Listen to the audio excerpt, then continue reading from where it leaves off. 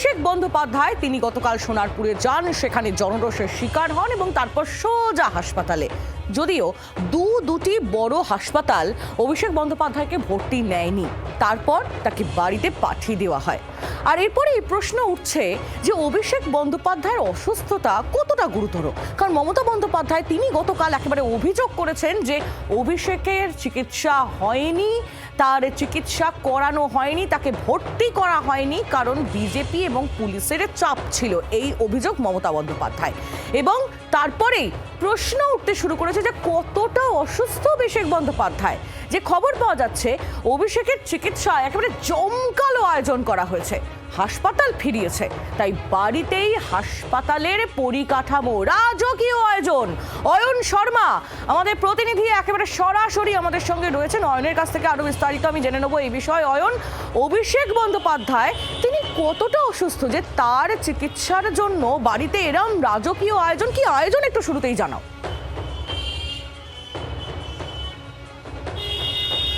দেখো, তোমাকে বলে রাখি যে গতকাল রাত থেকে আমরা দেখেছি যে রাজ্যের দুটি বেসরকারি হাসপাতাল, নামী বেসরকারি হাসপাতাল, একটি উত্তর কলকাতাতে এলাকায় পড়ে এবং আরেকটি দক্ষিণ কলকাতা এলাকায়, একেবারে নামী হাসপাতাল। যে হাসপাতালে রাজ্যের প্রথম সারির যারা প্রভাবশালী ব্যক্তিত্ব বলা যায় বা মন্ত্রী তারা ভর্তি হন, সেই দুটি হাসপাতালে একেবারে অভিজ্ঞ চিকিৎসক, যদি বলা হয় বেসরকারি পরিকাঠামোর দিক দিয়ে সেটা অত্যন্ত উন্নত। সেই দুটি হাসপাতাল ইতিমধ্যেই গতকাল রাতেই চিকিৎসার প্রয়োজন নেই, হাসপাতালে ভর্তি রেখে চিকিৎসার প্রয়োজন নেই, এই কথা কিন্তু পরিষ্কার করে জানিয়ে দিয়েছে। এবং এই হাসপাতাল দুটিতে থ্রেট কালচার চালানোর অভিযোগ তৃণমূল কংগ্রেসের বিরুদ্ধে। এবং তারপর কিন্তু যে ছবি দেখা গেল যে গতকাল রাতেই অভিষেক বন্দ্যোপাধ্যায়কে তার যে বাড়ি, সেই বাড়িতে আনা হয়। এবং বাড়িতে আনার পর এখনো পর্যন্ত যেটা সূত্র মারফত খবর উঠে আসছে, হাসপাতালে যেমন ঠিক পরিকাঠামো থাকে তেমনভাবে বাড়িতেই একটা অস্থায়ী হাসপাতালের একটা পরিকাঠামো ইতিমধ্যেই সাজানো হয়েছে। এবং সেখানে ইতিমধ্যেই যেভাবে সিসিইউতে একেবারে যে ধরনের সেট আপ থাকে, অক্সিজেন সিলিন্ডার থেকে শুরু করে স্যালাইন সেট আপ এবং চিকিৎসক এবং সর্বক্ষণের জন্য সিসিইউতে থাকা যে একজনের নার্স যিনি এক্সপার্ট থাকেন, সেই ধরনের এক্সপার্ট, সেই পরিকাঠামোকে ইতিমধ্যেই প্রস্তুত রাখা হচ্ছে। গতকাল রাত থেকেই একজন চিকিৎসক রয়েছে যিনি একেবারে বলা যায় যে ইন্টারনাল মেডিসিন এক্সপার্ট, এবং পাশাপাশি একজন নার্সকে রাখা হচ্ছে, একজন অভিজ্ঞ নার্স যিনি সিসিইউতে কাজ করতে পারেন, যার অভিজ্ঞতা রয়েছে, এমন একজন নার্সকে রাখা হচ্ছে।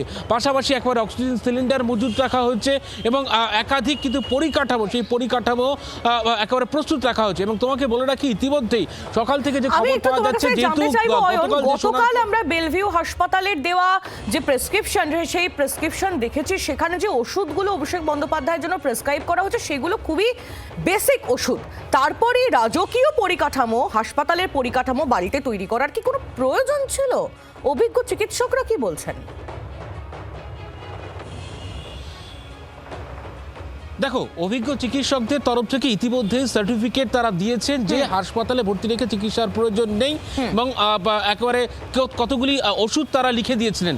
সেক্ষেত্রে প্রথমে লেখা ছিল যে PAN40 ইনজেকশন, অর্থাৎ এই ধরনের পরিস্থিতির ক্ষেত্রে যদি ধাক্কাধাক্কি হয়, সেই ধরনের অ্যাসিডিটি জাতীয় প্রবলেম যদি হয়, সেক্ষেত্রে PAN40 ইনজেকশন দেওয়া হয় রোগীকে, সেই PAN40 ইনজেকশনের কথা বলা হয়েছে। দ্বিতীয় বলা হয়েছে ডাইনাপার। ডাইনাপার কি জিনিস? এক ধরনের পেন কিলার। এই ধরনের ধাক্কাধাক্কি হচ্ছে, কোথাও আঘাত লেগেছে, কোথাও ব্যথা যন্ত্রণা রয়েছে, সেই ডাইনাপার পেন কিলার ইতিমধ্যে দেওয়া হচ্ছে সকাল থেকে।